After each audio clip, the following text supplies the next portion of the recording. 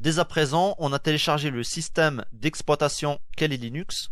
On a également téléchargé et installé le logiciel VirtualBox afin de virtualiser le système d'exploitation. Maintenant que tout ça a été fait, on va devoir créer une machine virtuelle pour notre système d'exploitation. Pour ça, on va cliquer sur le bouton Nouvelle pour Nouvelle machine. Et là, on va devoir taper le nom de notre machine virtuelle. Donc pour moi, je vais l'appeler Kali Linux. Je vous invite à faire de même, comme ça on aura exactement la même configuration. Une fois que j'ai saisi Kali Linux, on peut remarquer que le type a automatiquement changé, car il a repéré la présence de Linux au niveau du nom, et il a changé par rapport au nom détecté. Maintenant, dans la version, on va devoir choisir Debian, parce que Kali Linux est basé sur Debian. Et vu qu'on a téléchargé la version 64 bits, alors dans ce cas, on va choisir la version 64 bits de Debian. Si vous avez téléchargé la version 32 bits, alors dans ce cas, il suffit de choisir Debian 32 bits. Mais je vous conseille encore une fois de bien télécharger la version 64 bits car c'est la plus stable au niveau de la virtualisation sous VirtualBox.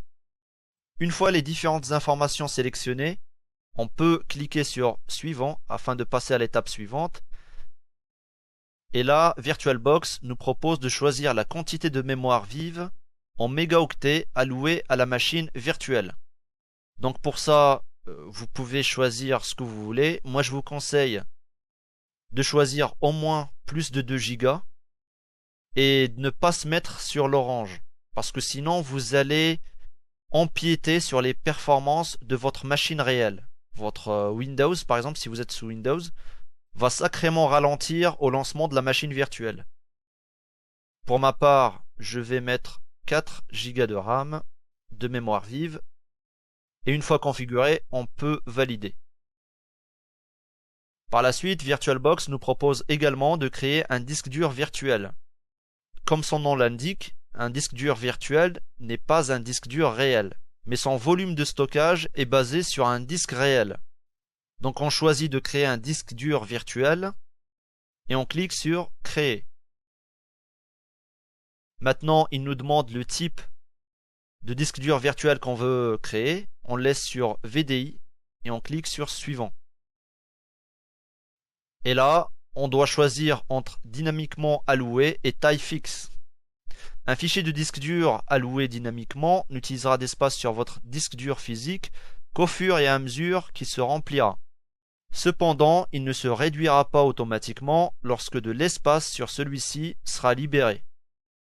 Je vous conseille personnellement de choisir dès le départ une taille fixe, mais vous pouvez également choisir une taille dynamique. Voilà, donc taille fixe, et par la suite, il faut bien évidemment choisir le volume de stockage. Le volume de stockage doit être choisi par rapport au système d'exploitation qu'on veut installer et par rapport à la quantité de données qu'on veut installer sur ce système d'exploitation. Dans notre cas, on va installer Kali Linux. Donc pour les dernières versions de Kali Linux, il va nous falloir au moins 30 Go. Avec toutes les mises à jour qu'on va installer et avec les différents logiciels qu'on pourrait éventuellement installer, il faudrait au moins 30 Go pour pouvoir être à l'aise. Pour ça, moi, je vais choisir 40 Go. 30 Go, c'est le minimum. 40 Go, et là, on est bon. Créer. Et là, comme vous pouvez le voir, VirtualBox est en train de créer un disque dur virtuel afin d'installer notre système d'exploitation par la suite. Mais avant de procéder à l'installation, on va devoir configurer notre machine virtuelle. Il reste quelques secondes avant la finalisation de la procédure. Donc ça peut prendre plus ou moins de temps chez vous, ça dépend de la taille du disque dur virtuel. Vu que j'ai choisi une taille de 40 Go, ça a pris à peu près 9 minutes sur mon installation. Une fois la procédure de création du disque dur virtuel finalisée, notre disque dur virtuel va s'afficher sur notre colonne de gauche. Donc notre disque virtuel se trouve ici. On va le déplacer. Et là, on va devoir configurer notre machine virtuelle. Donc pour ça, on clique sur la machine concernée et on clique sur le bouton configurer. On peut également faire un clic droit sur la machine et configurer. Donc cette fenêtre-là, c'est la fenêtre de configuration de notre machine virtuelle. On a plusieurs onglets. On a l'onglet général, système, affichage, stockage, son, réseau, port, USB, etc. On va commencer par l'onglet général. Donc dans l'onglet général, on peut changer le nom de notre machine virtuelle. On peut également changer le type et la version de cette dernière. Ce genre de changement peut arranger certains problèmes au niveau de la virtualisation. Maintenant, on va se rendre dans l'onglet avancé. Et là, on a des options intéressantes. Si on veut que le presse-papier soit partagé, donc si on choisit désactiver, il ne va pas être partagé. Si on choisit hôte vers invité, à ce moment-là, si on copie quelque chose sur notre système d'exploitation réel, ça va être copié vers le système d'exploitation virtuel. Si on veut que toutes les informations se partagent au niveau du copier-coller, on peut utiliser bidirectionnel. À ce moment-là, les informations vont se transmettre des deux machines. Pareil pour le glisser-déposer, on a exactement les mêmes options. Donc on choisit le bidirectionnel, mais il faut savoir que le glisser-déposer ne fonctionne pas très bien pour les distributions Linux. On verra par la suite comment on peut partager des fichiers et des dossiers sans passer par le glisser-déposer. Après, on a la description. Là, du coup, vous pouvez mettre une note personnelle à propos de la machine en question. Et vous pouvez également chiffrer la machine. Donc, vous pouvez activer le chiffrement et ainsi attribuer un mot de passe à la machine afin de la protéger. Et celui qui n'aura pas de mot de passe, il ne pourra pas accéder à la machine virtuelle en question. On va passer à l'onglet Système. C'est un onglet très intéressant car c'est ici qu'on va attribuer les différentes ressources. Comme on peut le voir, on peut encore configurer la mémoire vive, la quantité de mémoire vive qu'on veut dédier à la machine virtuelle et d'autres options encore. Normalement là c'est configuré, on va pas s'éterniser là-dessus. On va passer directement à l'onglet processeur. Et ici on a la possibilité d'accorder plus de ressources au niveau des processeurs à la machine virtuelle. Donc pour ça, on peut accorder à la machine virtuelle 2 processeurs par exemple, pour qu'il y ait plus de performance sur cette dernière. Mais encore une fois, je vous recommande de ne pas passer au rouge. Pareil pour les ressources allouées. Pour l'accélération, vous laissez cocher et on ne va pas toucher au reste. Normalement, c'est déjà configuré par défaut. On passe à affichage.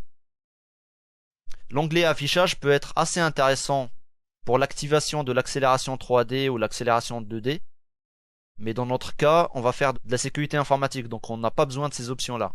Mais par contre, on peut tout de même augmenter la mémoire vidéo de la machine virtuelle. Personnellement, je l'augmente à 128 mégas. Ça dépend des ressources que vous avez sur votre machine. Après, les autres onglets, ce sont des fonctionnalités dont on n'a pas forcément besoin. Et dans l'onglet stockage, on va avoir des configurations assez intéressantes à faire, notamment l'intégration du fichier ISO de notre système d'exploitation. Donc on clique sur vide, ici présent, et on va cliquer sur le petit CD à droite afin de choisir notre fichier ISO. Et par la suite, on clique sur l'option choisissez un fichier de disque optique virtuel. Une fois que c'est fait, on sélectionne notre fichier ISO précédemment téléchargé. Et voilà. Maintenant, notre fichier ISO est intégré à la machine virtuelle. Dès qu'on démarrera la machine virtuelle, on pourra procéder à l'installation du système d'exploitation. Les autres onglets sont beaucoup moins intéressants, comme par exemple le son, etc. Normalement, on n'a pas besoin de toucher à ça. Réseau, ça c'est très important par contre.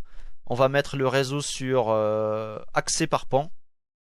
Par défaut, il est sur NAT. On va le mettre en accès par pan. Donc c'est très important. Port série, on n'a pas besoin. USB, ça peut être intéressant car on peut associer des périphériques USB à la machine virtuelle. Comme par exemple des clés USB, des souris, etc., etc. Et dès qu'on démarrera la machine virtuelle, tous les périphériques qui se trouvent dans cette liste vont être associés dès le démarrage à la machine virtuelle. Et en dernier, le dossier partagé. Avec le dossier partagé, on peut choisir des dossiers permanents. Avec l'onglet dossier partagé, comme son nom l'indique, on va pouvoir choisir des dossiers partagés entre le système réel, c'est-à-dire Windows dans notre cas, et le système virtuel. Et tous les fichiers qui se trouveront dans ce dossier-là seront accessibles via le système réel comme par le système virtuel, c'est-à-dire la machine virtuelle. Je vous invite également de cocher par la suite les différentes fonctions comme par exemple le montage automatique. C'est-à-dire que dès que vous allez démarrer la machine, le dossier partagé sera automatiquement monté. Donc vous choisissez montage automatique, vous choisissez votre dossier, vous cliquez sur autre et vous allez choisir votre dossier et le nom du dossier ici présent. Et après vous faites OK. Voilà. Donc voilà pour les options de Kali Linux. On vient de configurer notre machine virtuelle et elle est prête au lancement.